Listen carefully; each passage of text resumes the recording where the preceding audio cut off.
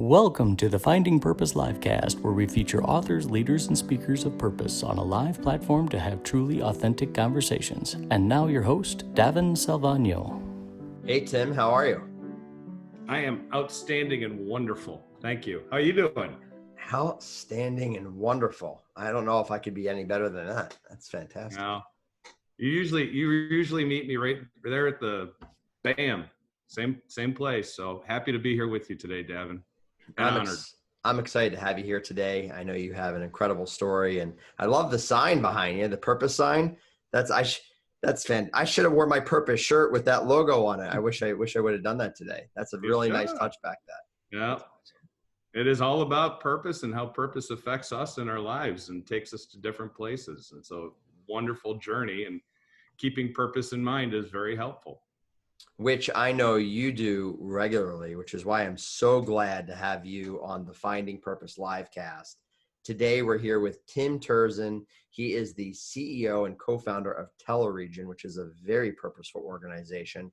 He's also involved in several other purposeful entities and ventures, and he's got an incredible story. So, Tim, thank you for taking time out of all of the other things that you have going on to share your story today, share your wisdom, your heart, some insights. I can't wait for people to get to know you the way that I've come to know you over this last year. So let's dive in. Tell us who Tim is. Tell us about your journey. Share your story for those that are listening today. Well, it's quite the journey, as we've all had those journeys, and started out growing up in a family of 6 and 4 siblings, mom and dad and a dog, and was fortunate enough to grow up in a really well-to-do community without having those resources. So I got to take advantage of all the things that community offered, in baseball and basketball and golf and whatever, plus schooling. And that schooling sent me down the path where I thought I would want to do something in medicine to help people. Early on, being a Boy Scout, I learned the Helping People initiative. It's really an interesting story in that, I was handed a bunch of tongue depressors with numbers on them for the Special Olympics races. And I was supposed to give those to each runner as they came across the line, and what position they came across the line in. And every runner, all they wanted was a hug. And I was the only one there.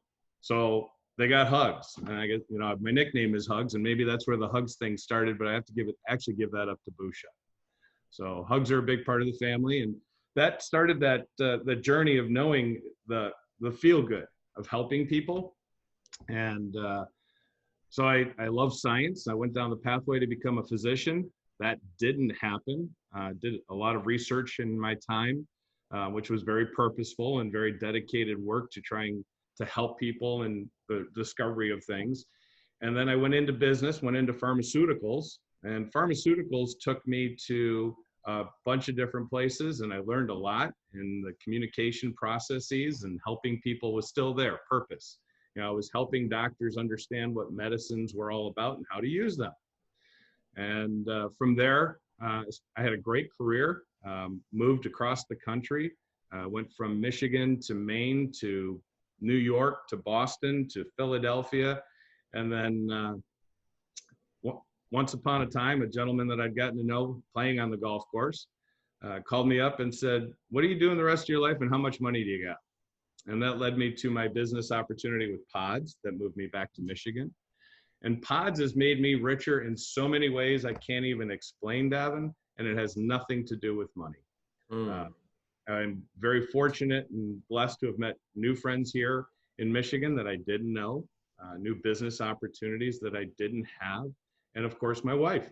I had never married in my life, and I went to a friend's son's high school graduation party, had forgotten that I actually saved his son in New York City, was greeted with open arms and happiness because that graduation party wouldn't happen if it wasn't for me. And then I met Stacy in the backyard. Might have spilled my beer when she walked across the backyard because I was just in awe of who she was, just seeing her right there. And had a lot of fun getting to know her. We got married 2 years after meeting. She wasn't very happy with the proposal. That's a fun story. I won't go too long into it, but I'm a sunrise side guy. I like Lake Huron. I like the Atlantic Ocean and sunrises. I like sunsets too, but I grew up with my dad going out on Lake Huron fishing, and we were out there before the sun came up, and sunrises were pretty special. So I took her to the beach at 5 o'clock in the morning to propose to her. Did you have to wake her up to do that? Like, no, I did. I had coffee waiting for her. It didn't matter. It was not a pleasant time for me that day. Oh man. Oh. But 9 years later, married. We've got 3 kids, and it's 2 dogs, and it's a good life. And today, once I sold the pods business, I was blessed to meet people. Again, I was working on the board of directors with Ronald McDonald House. Again, the giving component and knowing the feeling of giving to other people and helping other people learn to give. And one of my greatest accomplishments there was starting the junior board. The junior board, which didn't exist, was made up of 18 to 31-year-olds without any fiduciary responsibility to the house. And it was to organize young people and to help young people learn what philanthropy is about, and to learn about the givingness in their heart. And it was an amazing experience, and I still get notes once in a while from some of the people that were on the original junior board, and it was a very powerful experience. And then started 3 Degrees BD, which is a consulting company that connects people, helps people in business learn different businesses that can help them in business. Through that experience, I was introduced to and met Dwight Foster, Tony Humble, and we formed TeloRegen about 5 years ago. It takes me back into the world of science that I love so much. And TeloRegen is an amazing company working on technologies to improve telomere health and return telomeres back to a youthful place. Ultimately, pie in the sky vision, if I can make the telomeres back to 30-year-old length telomeres in a 60-year-old person, potentially we can cut off the occurrences of diseases that happen with aging. That is our dream. And I have listened to and have started other businesses. Dwight is an amazing business professional, and involved with him with integrity and all sorts of different things to help change the world and make it a better place. So that's the short version. I don't think I left much out. No, and there's a lot in there that is purposeful work that we need to unpack, right? I know you have a great story about finding purpose in your journey with pods. I know that there's a great story with finding purpose in your 3 Degrees BD and why you connect people and organizations the way you do through your consulting, and then the TeloRegen piece, and obviously the purposeful aspect of helping to get in front of diseases that come with aging and possibly prevent them through your research, all very purposeful. So let's, I usually save this question till the end of our live cast, but I'm going to ask it now. Out of all of that, when was the first time that you recognized purpose in your work? Because all of the work that you do connects to purpose in some way. So when was the first time that you're like, you know what? Purpose matters. And here's where I can find purpose in this work, this work, this work. Because those are 3 very different businesses. Pods, a lot of people will look at that as a very transactional type business. Consulting obviously has a lot of purpose to it, but people can also look at that transactionally. And then when we get into science and medical, that becomes obvious in some degrees. But when was the first time you recognized purpose matters in my work and my work has purpose? That's a really powerful, good question. And I want to say it was early on, but it wasn't, because hindsight helps me to understand that what it was back when I was driving towards the science and the medicine focus was purpose, but I didn't understand purpose or to know that it was a purpose at that point. What happened was, where it really hit me was that the pods experience. And I had left my amazing, incredible career in pharmaceuticals. I was, having fun living on the East Coast and doing very well and enjoying what I was doing, to take a a wild ride walk into the world of pods. And I left the East Coast and all my friends that I had made, moved back to Michigan and started up the pods business. And I did that with the focus on me. It was all about me. Make more money. I'm going to work hard. I'm finally going to earn the money I deserve for how hard I work. And I was about a year into pods and things were going great. I didn't feel off track. Things were going awesome. I'd used all my corporate America experiences to build a very small, efficient company that was doing extremely well in a shrinking economy in Michigan in 2004. And it was one of those days, and I was just struggling with, why am I doing this? Why am I working so hard? And the money factor was not the push that it had when I first started the business. And one day I was with a customer. I drove the truck actually quite frequently, and she was struggling with all of what was going on with the move that she was doing. And I stood there and I listened to her, and it hit me that my business, Pods, actually was helping her relieve the stress of the moving by some of the different ways I was able to support her by, you don't have to order your next container right now. You just fill the first container, and then when you're ready, we'll bring you the next container.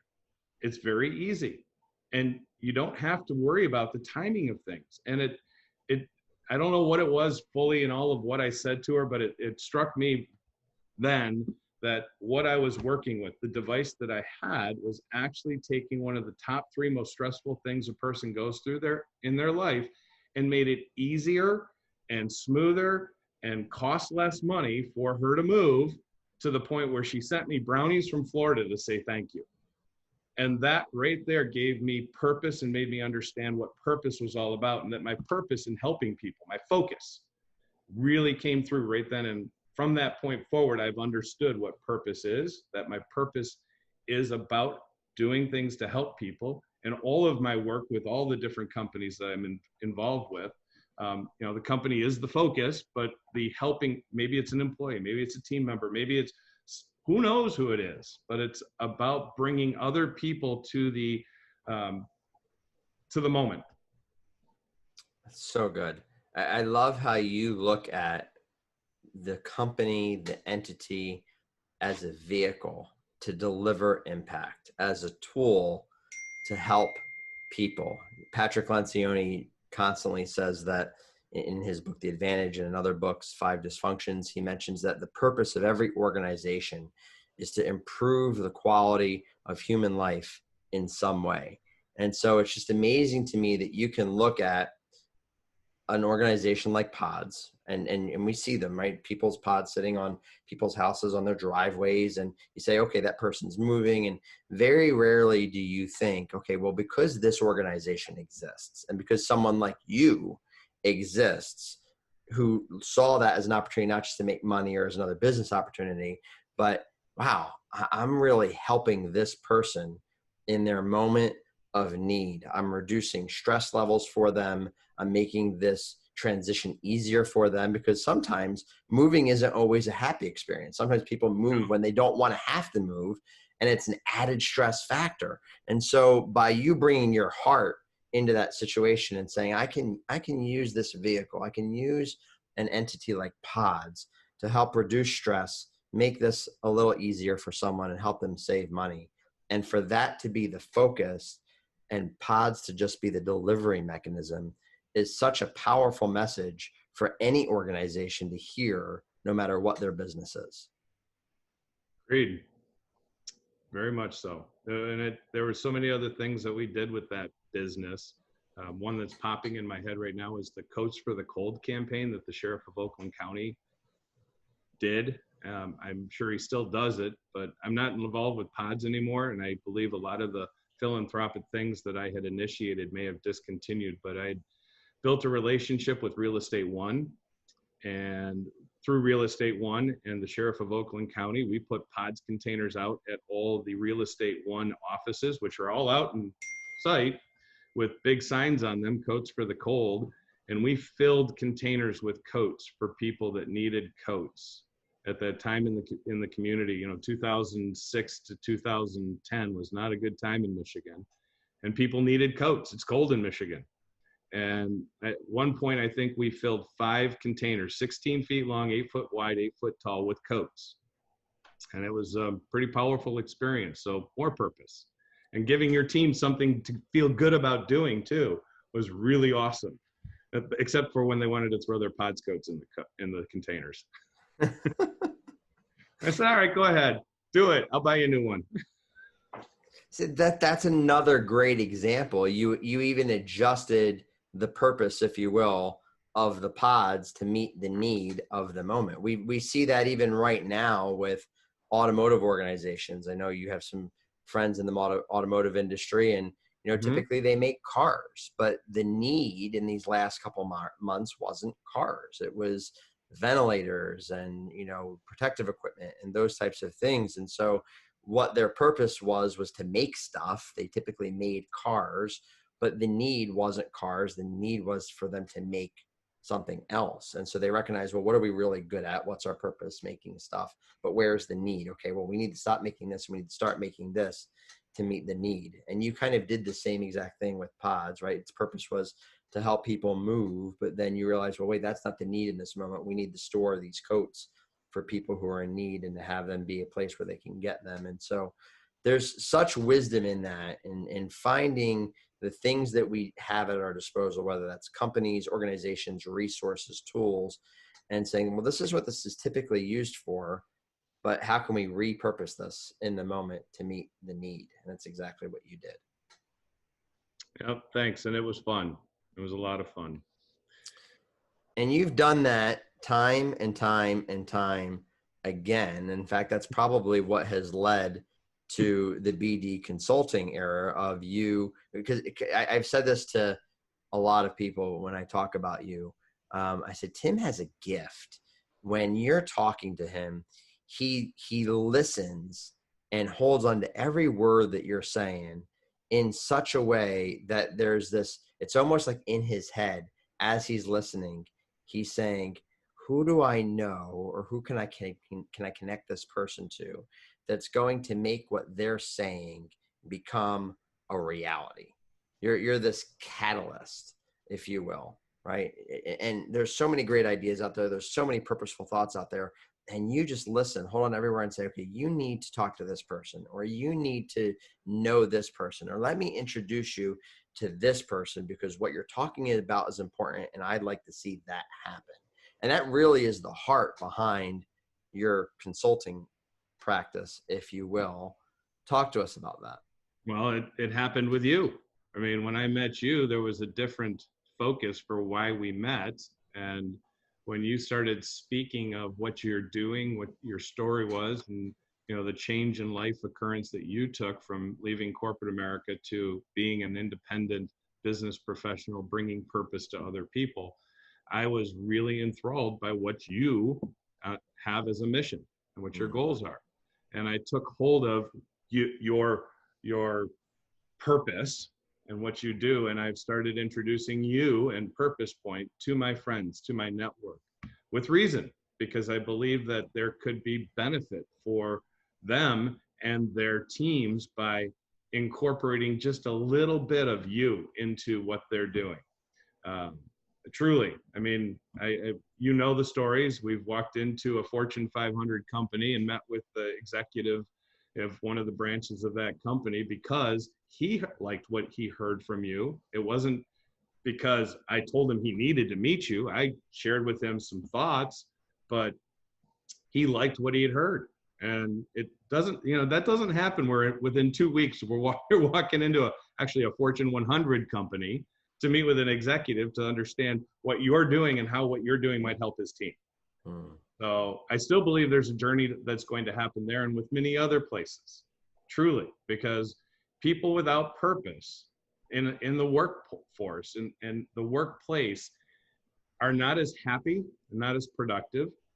Speaking of happy, today's verse from our message from Jesus Calling was, the first line is, learn to laugh at yourself more freely. I try to do that pretty good. My partners help me with that quite a bit. We jar at each other and keep each other loose. It's important to do that. But without purpose, people are showing up for a paycheck. I love the story you talk about the janitor from NASA. And back in my days in New York City, I'd walk into New York Hospital, Cornell Medical Center, and I'd chit chat with the security guard and the janitor right there in the lobby. And it wasn't because I was thinking, oh, this is going to help me. I just took the time to talk to them, to get to know them, talk about the baseball game the night before, whatever. They were nice people. And it started my day off better, having just a casual conversation with somebody. And those people that are there doing work, if they have purpose in what they're doing, they're going to do it better, like taking the time to get to know somebody who's coming in the building, and their job is to protect the building. So they were doing more with talking with me than I was doing with them. All that being said, what you do, what I do, and listening to people and hearing what they're involved in, I love hearing what people's goals are and what they want to accomplish. And if there's somebody out there that needs what they're doing, why wouldn't I connect? And with TeloRegen, it's a great, the company is an amazing company with amazing people. But if I hadn't asked one of our team members, who is our chief medical officer, for help on one thing, we wouldn't, and it was to that person, to this person, to this person, to that person, to our new science officer who's leading our company down the road, all of that wouldn't have happened.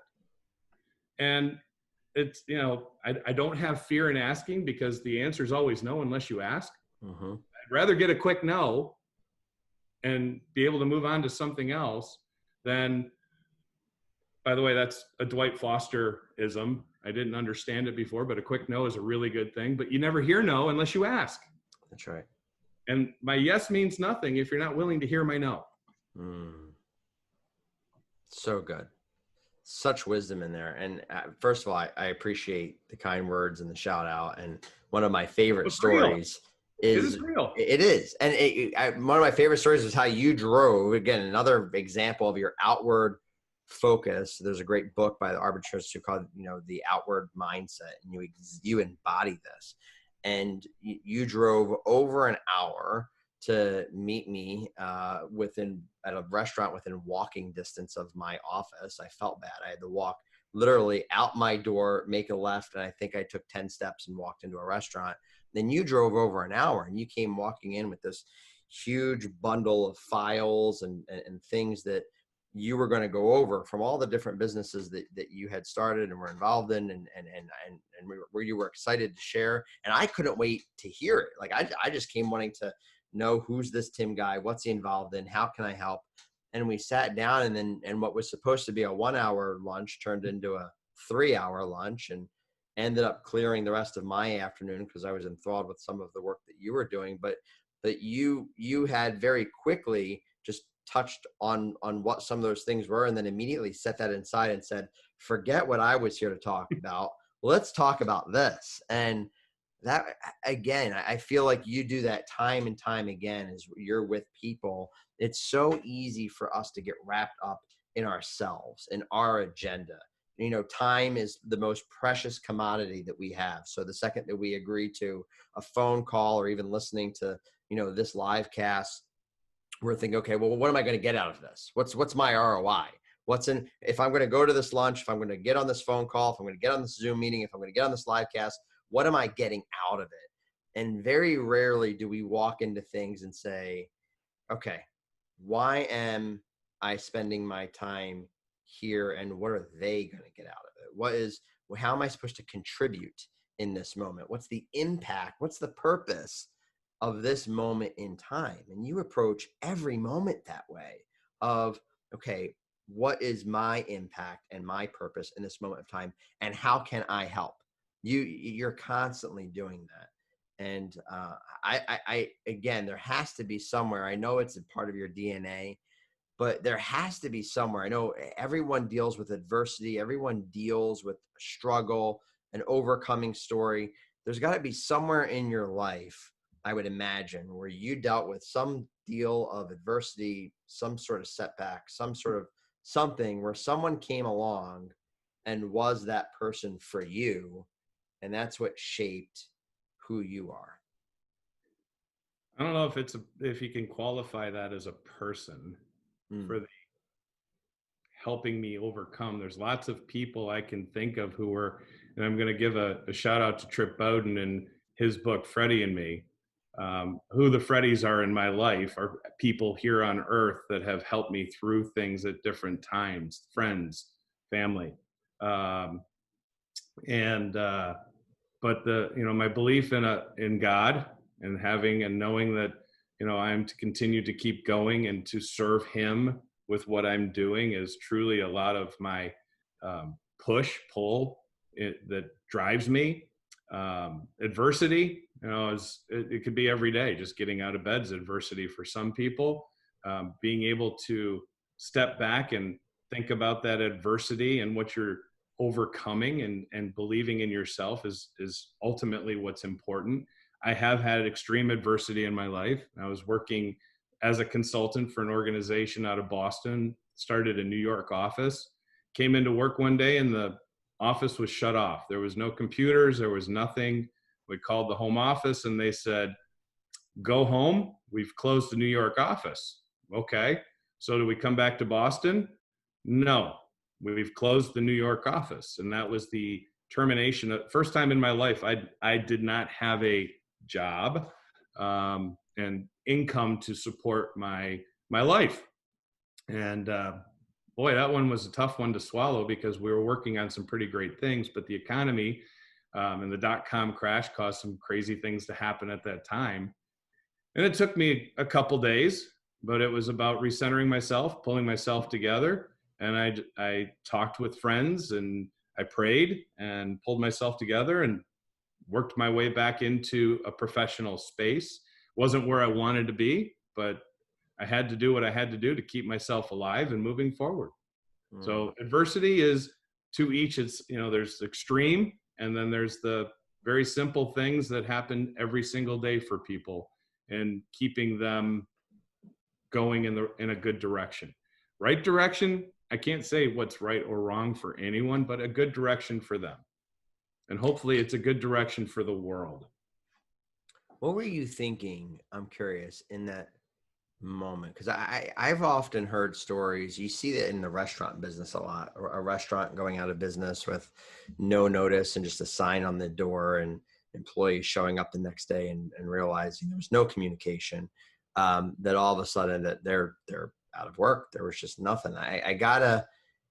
What was that moment like? I mean, when you walked in or up, I guess you could say, to the door and you recognize lights are off, computers are all gone, don't know what's going on. What was going through your mind and how did you deal with that? Well, it was surreal. I can remember it very clearly. I really didn't understand it. I didn't know why. And okay, now what to do? I didn't know what to do. So it took a couple days to take it all in and to figure it out and to begin the moving forward. Wasn't fun. What did that process look like to begin the moving forward? How did you rise up? What choices did you make that helped you overcome that? Well, I got out of bed in the morning early, got up and I started making phone calls to people that would be potential connections and opportunities back into the pharmaceutical world. And it was just a matter of, I got to do this.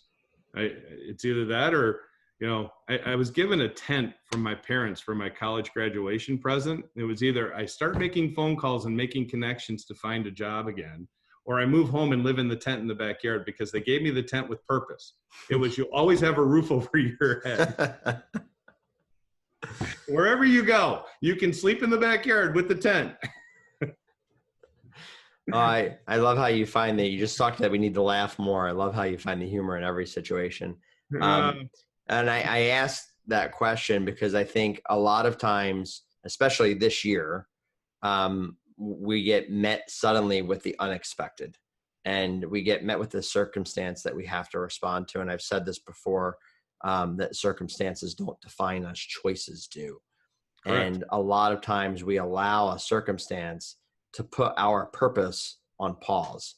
if you will. There's a lot of people that had plans for 2020, and no one was not affected by the events of 2020. Everyone in some way, shape, or form had to deal with the circumstance of, the coronavirus and the impact that then had, and the debilitating circumstances many of us found ourselves in. And so how you respond to the suddenly unexpected defines you, not the actual circumstance itself. So what I appreciate about your story is, here you were in this situation, the rug basically pulled out from under you, the door literally slammed in your face, and you could have chosen to stay down, and you didn't. You chose to get up, and you leaned on relationships that you had to get back into a market where you knew you can make an impact. You knew where your purpose was, but that has continued to shape you. That's continued to shape your mindset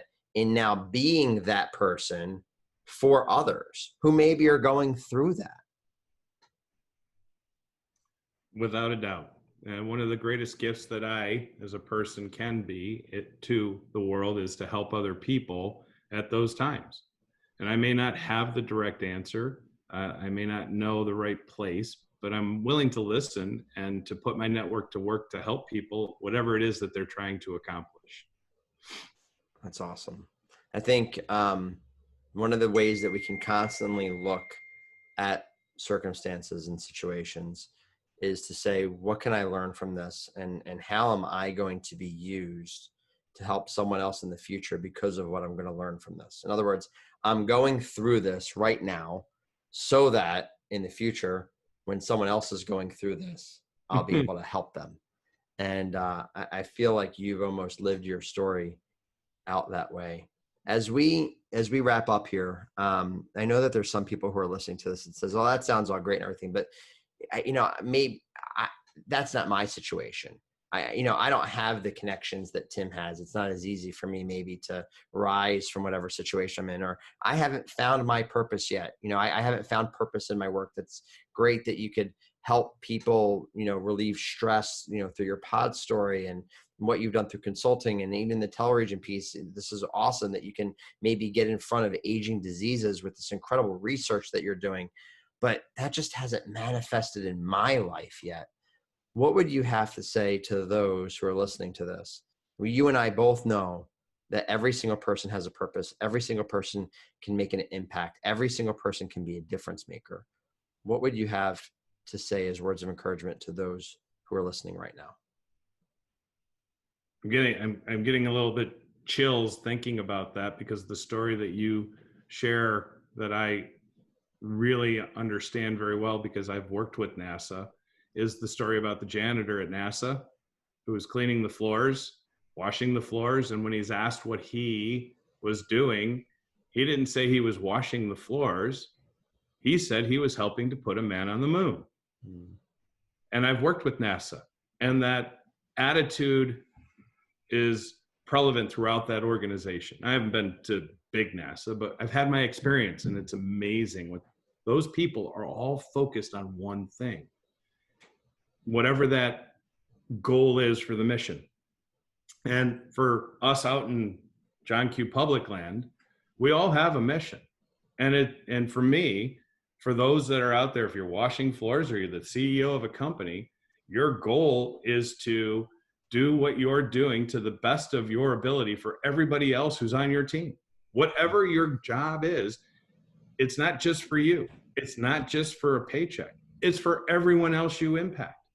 And then if you're the janitor scrubbing the floors in a public place, it's not just your team, the nurses, the doctors, the other people that work in a hospital that you're cleaning those floors for. It's for the people coming in to, you're preventing disease. And so your reach and your scope is even greater.